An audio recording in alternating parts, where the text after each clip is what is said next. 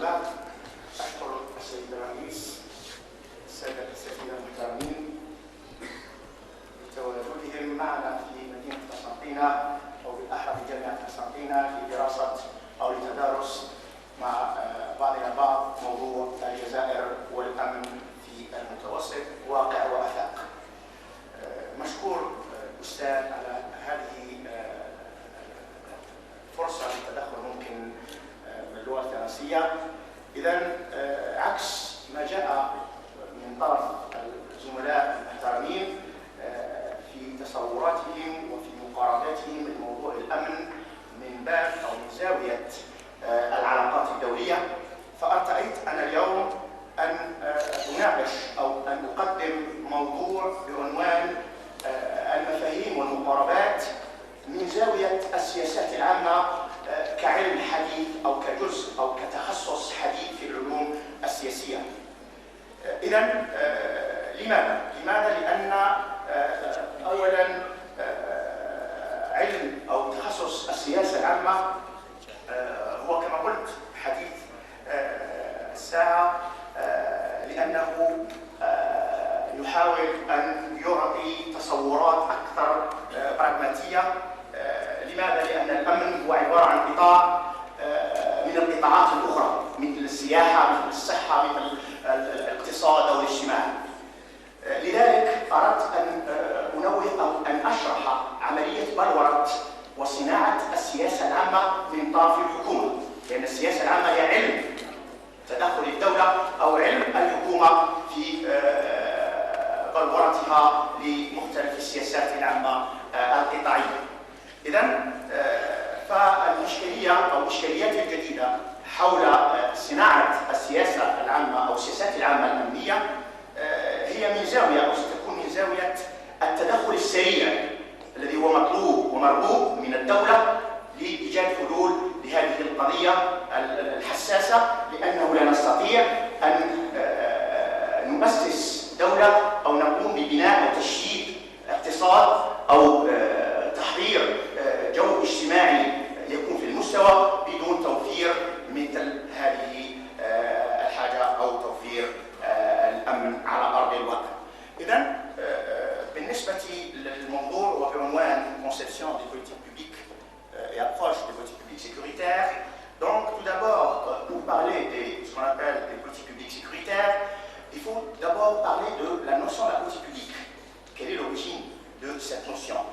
Comme j'ai dit tout à l'heure, la discipline des politiques publiques, c'est une discipline récente dans la science politique, et elle tourne autour de deux questions fondamentales. La première est la question qui traite l'objet de l'élaboration de la politique sécuritaire en elle-même. La deuxième question tourne autour de ce qu'on appelle la question de la mise en œuvre, de cette politique sur le terrain.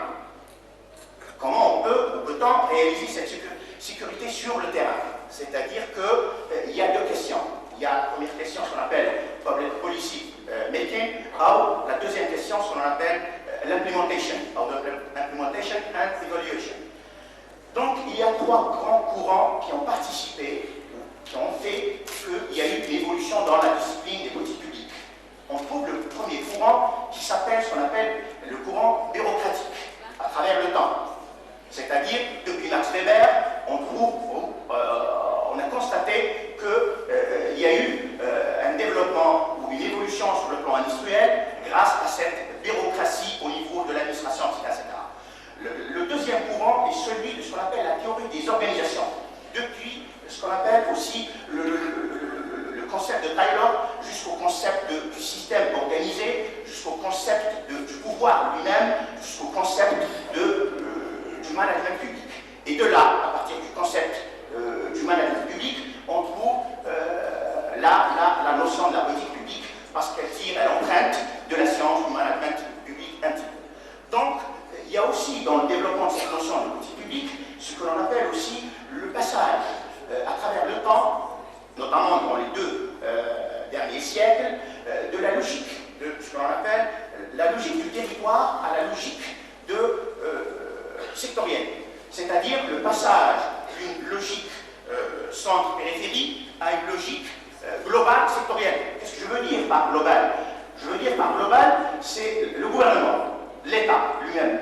Comment il traite ces secteurs, comment il définit ce global, ses relations avec ces secteurs. Parce qu'il y a une relation symétrique entre les différents secteurs et le global, c'est-à-dire le pouvoir. Donc, à partir de là, d'une manière simplifiée, je peux définir la politique publique, qui est dite, comme j'ai dit tout à l'heure, elle est dite la science de l'intervention, la science de l'État en action, la science du gouvernement, pour traiter un secteur. Quand on identifie des problèmes à l'intérieur de ce secteur. Donc, à ce propos, je ramène avec moi la définition de Edmini, l'un des spécialistes de la politique publique. Et Jean-Claude Conning d'ailleurs, dans ce qu'on appelle l'approche anglo-saxonne. Il dit que la politique publique se présente sous la forme d'un programme d'un gouvernement dont le secteur défini, aujourd'hui c'est la sécurité, et dans un espace géographique bien défini, que ce soit sur le plan local, ou sur le plan national, ou sur le plan régional, ou sur le plan international. Parce que quand il s'agit de parler sur le plan international, on traite la politique publique, ce qu'on appelle les politiques publiques internationales. Donc, dans le cadre de l'approche de Edmini, je peux passer à l'approche, ou de l'approche de Edmini, je peux passer à l'approche de Gilles Massardier. Il s'appelle Gilles Massardier, c'est-à-dire il dit qu'il y a une entrée possible de traiter ou de définir les politiques publiques qui consiste dans une acception matérialiste liée à la puissance de l'État. C'est-à-dire, il essaye de lier la notion de la politique publique à l'autorité de l'État. Parce que s'il y a une autorité, elle peut, ou plutôt l'État, il peut réaliser cette sécurité. C'est-à-dire la politique publique ici, elle est endossée ou adossée à ce qu'on appelle à la puissance publique. Donc, après, bien sûr, l'approche de Massardier, à partir de là, il y a l'Américain Théodore Jean-Louis, qui lui aussi déclare qu'il a essayé de parler ou de définir les politiques publiques sécuritaires. C'est l'un des premiers qui ont essayé de parler de la politique publique sécuritaire, et il a essayé, à essayer de faire une typologie. Où mettre exactement, où canaliser, où mettre exactement ce secteur, cette sécurité dans tant de secteurs. Donc généralement, il y a quatre typologies, il y a 4 types de politiques publiques. Donc il a mis les politiques publiques sécuritaires, il les appelle réglementaires. Ce sont des politiques publiques réglementaires, justement pour régir le comportement des individus et réaliser cette sécurité. C'est-à-dire essayer de gérer le comportement de l'individu. Donc, à partir de cette approche, il a dit que la politique publique sécuritaire, elle existe lorsqu'une autorité politique locale, nationale ou régionale tombe en moyen d'un programme d'action coordonné de modifier l'environnement sécuritaire de différents secteurs saisis en général dans une logique sectorielle globale. Donc, en effet, à partir de là, on peut dire que la sécurité n'englobe pas seulement les conflits internationaux et les guerres, mais se préoccupe, comme ils ont dit tout à l'heure mes collègues, d'autres préoccupations. C'est-à-dire qu'on peut parler des problèmes tels que le développement, tels que l'environnement, tels que les droits de l'homme, tels que la démocratie, etc. etc.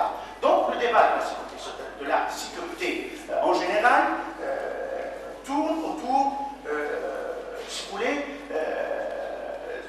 elle tourne autour d'un problème qui se renouvelle sans cesse. C'est-à-dire qu'il y a des orientations différentes suivant le contexte à respecter socialement, économiquement, etc., pour permettre aux hommes, au pouvoir, de décider, de fabriquer cette politique publique sécuritaire. Donc, même dans le classement, si on va classer les politiques publiques en général, on va trouver que la politique publique sécuritaire, elle est classée en 4e catégorie. C'est-à-dire après qui? Après les politiques publiques économiques, qui envisagent le maintien de l'ordre économique à l'intérieur d'un pays. Après, bien sûr, les politiques publiques sociales, qui projettent l'amélioration des conditions de vie des citoyens, et bien sûr, de la société en général, et bien sûr, les politiques publiques sécuritaires, qui conçoivent et apprécient le maintien de l'ordre public et de la sécurité nationale. Donc, concernant le 3e axe que je traite ici, qui est bien la politique de la sécurité, la politique de la sécurité, je trouve que tous les spécialistes sont d'accord de dire qu'il faut réunir ce qu'on appelle dispositions législatives, ces dispositions législatives et réglementaires prises pour gérer ce champ de sécurité. Donc, pour s'adresser aux auteurs de violences, pour s'adresser aux victimes, pour s'adresser à ce qu'on appelle l'opinion publique nationale et internationale. Donc, on peut aussi dire que l'essentiel des politiques sécuritaires se trouve dans les débats aujourd'hui relatifs à la définition des problèmes. Comment définir le problème pour passer à autre chose, c'est-à-dire à, l'élaboration et puis après l'exécution, après l'évaluation de la politique publique sécuritaire. Donc, il s'agit, selon Jean-Claude Tening, toujours dans un travail de recherche intitulé La gestion systémique de la sécurité publique, il souligne qu'entre la définition des politiques, et son application, il y a certaines dérives. Il y a certaines dérives, c'est-à-dire qu'il y a une distance entre, qui considère qu'elle est considérable entre l'élaboration et l'exécution de la politique sécuritaire.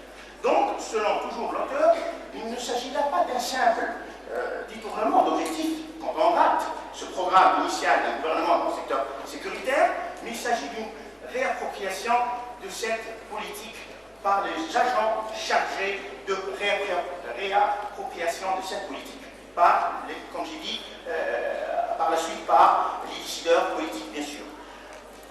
Afin de lutter contre de telles dérives, l'État peut être conduit à adopter des mesures objectives, qui bien sûr ne menacent pas l'édifice en cours de construction. Donc, dans le même sens, et dans le cadre de la politique publique, l'État a le droit à la sécurité. Il dispose d'une grande marge d'appréciation dans le choix des méthodes, et des moyens pour parvenir à cette fin, du moment qui respecte ce qu'on appelle les obligations internationales.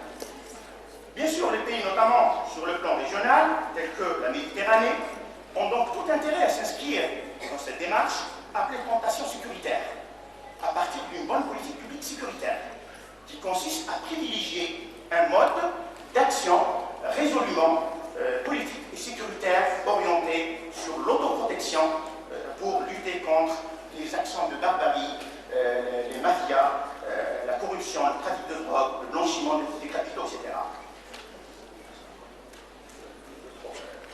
Donc, comme disait Christophe Euzet, au niveau interne, cette plantation sécuritaire peut prendre les contours d'une pratique de normativité à outrance, voire policière, pour atteindre cette sécurité, induite par la lutte contre les dérives sociales à l'intérieur d'une société. Mais sur le plan international, elle peut se concrétiser par la production de règles de plus en plus privatives de possibilités d'insécurité. C'est-à-dire que depuis septembre 2001, on constate que l'idée centrale tourne autour de combler le vide d'une bonne politique sécuritaire commune dans cette région. Mais cela n'a pas fait évoluer les choses, pour des raisons de multiplicité de vision sur la notion de la sécurité elle-même. C'est-à-dire qu'on n'est pas d'accord, la vision du Sud et la vision du Nord, sur le concept du terrorisme, par exemple, on n'est pas d'accord sur la définition de ce concept. Donc, en guise de politique sécuritaire, si vous voulez, l'alternative se trouve où? Se trouve sûrement dans une conception, dans une coopération, c'est-à-dire libérale, démocratique, et dans la prise en compte des réalités des collaborations économiques et sociales des pays de la rive sud avec ceux de la rive nord. Donc j'ai fait un petit diapo pour juste finir, qui montre le fonctionnement et l'élaboration d'une politique publique sécuritaire. Donc commençons par quoi? En commençant bien sûr par les responsables de la production de la politique publique, qui doivent insister sur la tentative de modifier ce que l'on appelle le RGS. Le RGS, c'est le rapport global, c'est-à-dire le rapport de l'État avec les différents secteurs, le rapport de la politique globale avec la politique sectorielle de la sécurité. C'est-à-dire ce que j'ai appelé en bas, directement, dans le bas du schéma, la modification du RGS. Du moment que l'État ou le gouvernement tente cette modification, il passe à ce qu'on appelle à une action d'étude, il a besoin d'expertise, il a besoin de coopération, etc., etc. Pour atteindre ce qu'on appelle le décodage de ce RGS. J'explique un petit peu l'EGS. L'EGS, c'est c'est le rapport global sectoriel, c'est-à-dire le rapport de tous les global sectoriel de tous les secteurs de l'État, économie, institutionnelle, démocratie, avec la sécurité. S'il n'y a pas de démocratie dans un pays, il y a des influences et des conséquences néfastes sur le plan de la politique sécuritaire et sur le secteur lui-même. Donc l'État doit prendre en considération ces relations.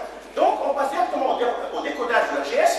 Du moment qu'on décode l'EGS, on passe directement, c'est-à-dire à travers l'image consentie par les responsables de la production de la politique publique sécuritaire, ils vont avoir une image, ce qu'on appelle le référentiel de la politique sécuritaire. C'est-à-dire تتوضح الصورة أمام هؤلاء صناع القرار في سياسات العمل الأمنية. Du moment qu'on découvre ce référentiel, on passe à ce qu'on appelle à l'étape de la mise en place des procédures. Il faut des procédures législatives, organisationnelles, des ressources humaines, un budget, etc. pour atteindre l'expertise internationale, etc. pour atteindre cette sécurité. Je finis juste pour dire qu'après avoir défini tout cela, on pourra par la suite définir le système d'intervention. Quand j'ai un problème de terrorisme, un problème de délinquance, de désorganisation à l'intérieur de la société, etc., je dois intervenir en tant que gouvernement et je délimite ce vaste système d'intervention. À partir du système d'intervention, je peux mettre ce qu'on appelle la mise en œuvre et je peux élaborer la politique publique sécuritaire. Une minute tout seul. Donc je finis par ce qu'on appelle, bien sûr, il y a 3 points à retenir de ce schéma. Il y a la définition de l'EGS, quelle est la relation entre la sécurité et la démocratie, quelle est la relation entre la sécurité et l'économie, quelle est la relation entre la sécurité et le social, etc. Donc, le deuxième point, c'est cette représentation, ce référentiel, cette image que doivent avoir ce qu'on appelle les responsables de la politique publique.